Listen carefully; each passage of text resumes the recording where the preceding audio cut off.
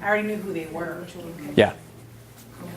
You have to make it work for you. What I can tell you is once you hook into making $60 to $100 an hour for yourself in private practice, you don't. Once I started to get enough private clients, this money started to look like nothing. It was chump change. I was like, wow. Who here makes over like $80,000 a year as a therapist? Hustler. See, one of the things I did a couple years ago, I have 2 doctors that referred me. Yeah. And if you go to a doctor's office, you know, for the most important, you'll find out who the gatekeeper is. Yeah. There's 3 girls back there. As soon as they come there, they know that you're not a pharmaceutical rep. Yeah. It's going to be a big mouth one. Can I help you? Yeah. That's the one you have to win. And anytime that you tell me no, I just ooh, I'm in love. What's poverty? What financially? What's poverty in America? 40,000. 40,000? On down. How many massage therapists are at poverty level? And I'm not. There's no judgment. I wouldn't even asking for you to raise hands. I talked to a therapist recently, and they said they made 36 a year. And here's the thing: I talked about curriculum and what I have in my vision. I'm like, okay, somebody just gets out of massage school, they do their 500 hours, they got their license, they're legit. How much time do I need? I'm like, I need 500 hours at $10,000. And students in the subscription service says, nope, I'll never pay that. And I'm like, perfect. Because this is some Mr. Miyagi stuff. Wax on, wax off, paint the fence. Like, and you're going to be like, Mr. Miyagi, I'm done. I'm like, nope. Don't forget to breathe. I need time to be able to teach people how to use their legs, work on a mat, treat certain conditions, soft tissue stuff, like on and on and on and on and on. It's like, to me, it's like doubling your education. And I'm just making up numbers here just to try to figure out how much time do I need. When you exit out the other end, it doesn't look like massage. What I do does not look like massage, guys. It is a statistical anomaly. It does not exist. It's like a fable. I slowly put more of it online and people respond to it over time as we learn to craft and hone our image. But it doesn't look like massage as the public thinks of it. I do recommend that you work towards being in private practice, but the finances have to work. Your business stuff has to be spot on. I started this years ago on Facebook, Massage Entrepreneurs. It has 9,000 members. I started that group because therapists would not listen to me about body work. I would try to give them body work and they're like, this is weird, man, it's on a mat. And I figured out, okay, what do these people need? Like, they're not listening to me about body work technique. And I'm like, business. Okay, what am I doing? Entrepreneurship. I was working for myself. I was trying to figure it out. Massage entrepreneurs. Where are we going? Not massage envy. Where are we going? What's beyond massage envy? And I started asking questions, providing information. People started joining the group and freaking out because they're like, oh my God, nobody is talking about what you're talking about. Do you have conversations about massage and Instagram hashtags? Do you have conversations about how to use Snapchat to promote your business? Do you have conversations about how to make YouTube videos and use keywords to Google SEO optimization so people find your website? I do. And the inside of my subscription service, I share everything I'm doing long term and build you up and build you up and build you up and let you sample the tools that are going to work best for your practice. You say, Robert, I like what you're talking about. I like the business stuff and I like the table modifications.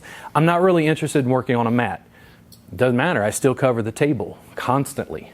This class is being recorded. You're going to be able to see your class again for $1 for the first month. After that, it's $7. There's 125 hours. We're not slowing down. When we have 200 or 300 hours, it's going to crack. They're going to realize that we basically created interactive online education from my garage. The technology is ramping up. It is not slowing down. You're going to be able to build and build and grow to the level you need using the tools that you want. And for me, guess what laws exist when you sell information online? What laws exist? What geographical entities? Who stops me from selling it? Who stops me from selling information? Worldwide. Anna Mickelgard, she's in the subscription service. She talks to me from Sweden on Snapchat. Another lady's in Mexico. Another guy's in Australia. Another guy's in New Zealand. And he's like, oh, it would be really expensive for me to travel from New Zealand. I'm like, you're going to host the first class in New Zealand, man. It's fine. I'll come to you. Make sense? I don't have to deal with that legal stuff when it comes to online education distribution. And if I don't get to see you again for a year because you don't make it to an in-person class, you can still study with me in an ongoing interactive way and ask questions. Got to run a business. You want to win? Got to run a business. Do you have a preference over like a mobile massage therapist or someone who has their own studio? What do you mean? Do I have a preference? Like, do you feel that one is more beneficial than the other? No. I mean, it's just a different business model depending on what's going to work best for you. How many of you like doing mobile massage? How many of you don't want to drag a table around? That's what I hear all the time. They're like, I hate that. I just don't do flights of stairs anymore. The Rolls Royce is like, I'm in my home studio, I have no overhead, they come to me.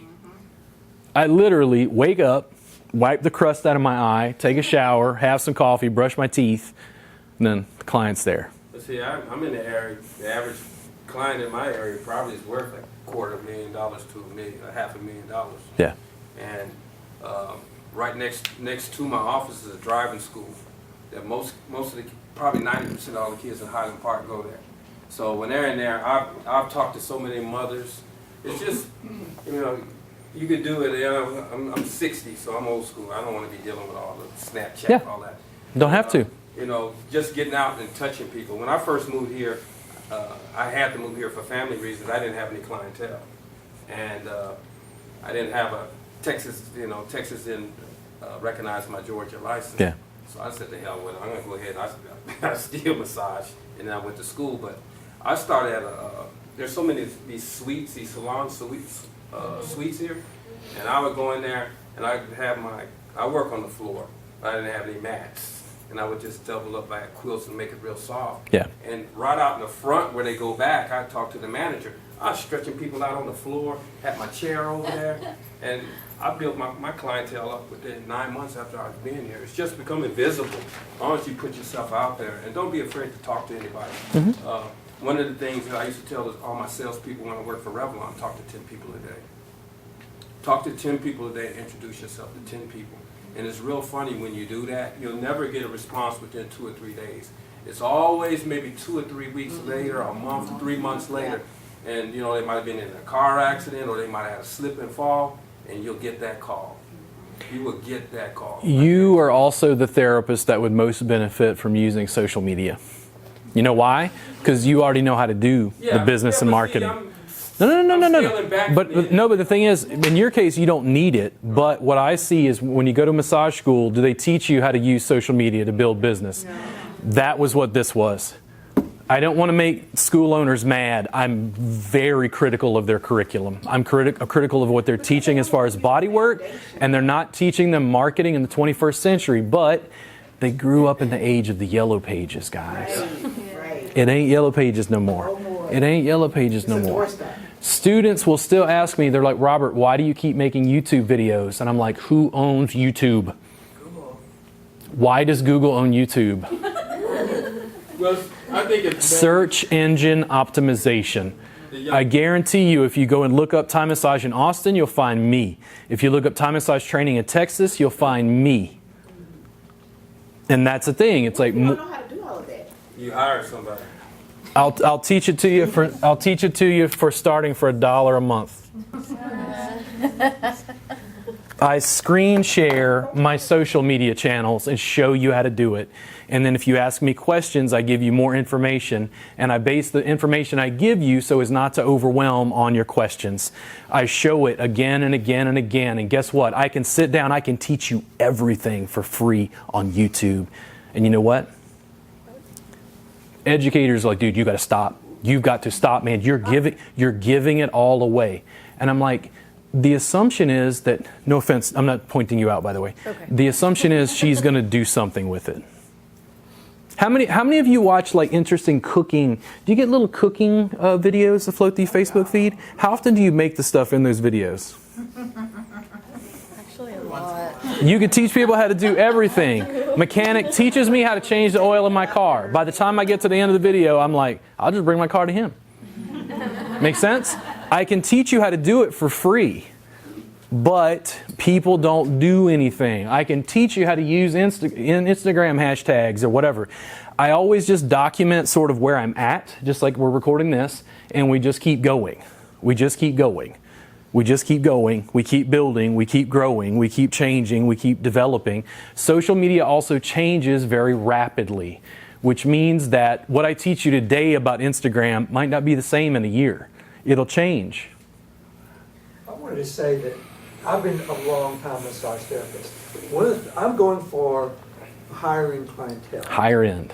So I don't wear jeans to work or shorts. I wear slacks There you go. and a nice shirt because they're going to expect me to present myself the way they present themselves. I have a woman that I go to her apartment. She pays me $200 every week to come in. Mhm. She does not want me coming in her house in jeans. Okay. I sent another friend to her, and he wore jeans, and she didn't do business with him. It was a different type of business. But Yeah. if you want that type of clientele who's going to use you regularly and pay well and tip well, you have to look and act the part. You have to create the image. Exactly. Now, I come in and teach a 6-hour class here. What's the image? Loosen, Relax. just Loosen. loosen. Well, I mean, but that's when you hang out with me. Yeah. But knowing that I came in from Austin, what's your image? Well, I watch your videos, Ooh. so I see you. Oh, this teacher came in from Austin. Ooh. Right? Now, when I leave this class, I'm flying out to Vegas for a week to teach 2 classes there. What's the image? Just, You better I know a guy I met online who owns a place, and he contracted me to go teach his staff. Now, I'll make sure to play it up in social media because it'll be like, hey, here's me in front of the casino or, whatever.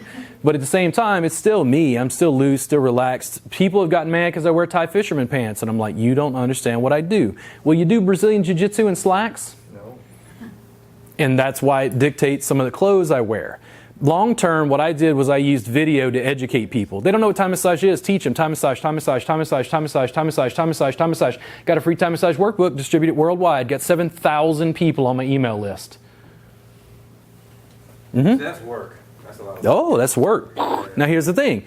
You have to build the house before you can rent it out for $2,000 a month.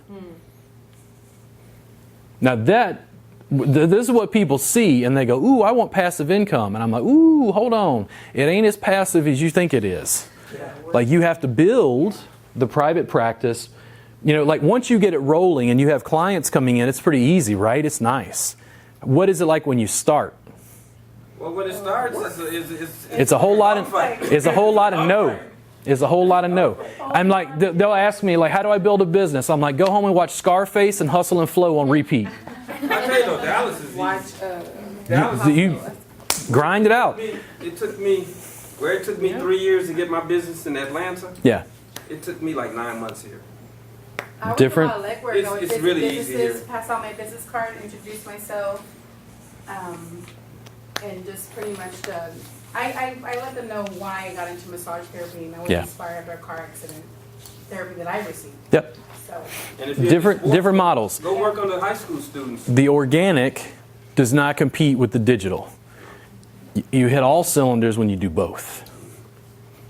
Because now the information distribution is like worldwide. Yeah. It's like I have therapists and they're like, they don't want somebody like you live in Texas, right?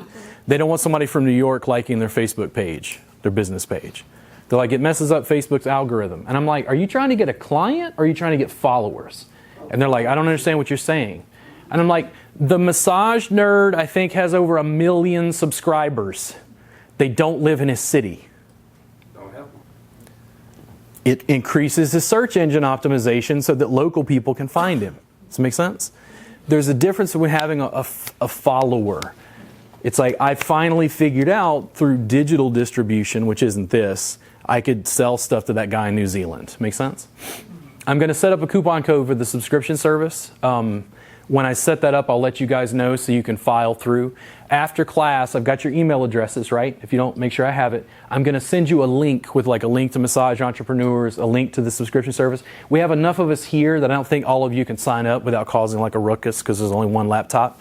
But the education is ongoing. This 6 hours ain't nothing. So that was my Yeah. question. Where do we go from the intro? So this is an intro. Intro is 3 days long. Oh, well, Okay. This- Introduction to Thai massage is 3 days. Okay. And I kept going, I need more time. Like let's lock the door. Let's stay here for 3 months. We'll figure it out. And they're like, it's too much time. And I'm like, I can't. And we want 6 hours. Do we get CE credit?